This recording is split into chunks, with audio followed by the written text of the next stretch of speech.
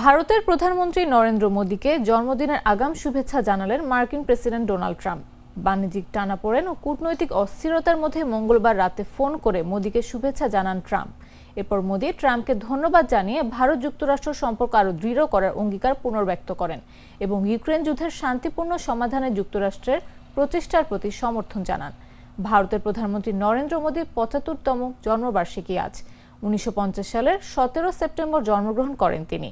এক্সে দেয়া এক বার্তায় মোদী বলেন, ভারত যুক্তরাষ্ট্রের বিস্তৃত ও বৈশ্বিক অংশীদারিত্বকে নতুন উচ্চতায় নিয়ে যেতে সম্পূর্ণভাবে প্রতিশ্রুতিবদ্ধ তিনি। ইউক্রেন সংকটের শান্তিপূর্ণ সমাধানে আমেরিকার প্রচেষ্টাকে সমর্থন করে ভারত। ট্রাম্প ট্রুথ সোশ্যালে দেয়া এক পোস্টে জানান, মোদীর সঙ্গে তার চমৎকার ফোনালাপ হয়েছে। গুড লাক পেনের সফট অয়েল বেসড ইঙ্ক দেয় নিখুঁত লেখার আত্মবিশ্বাস। Good luck pen. Make your luck.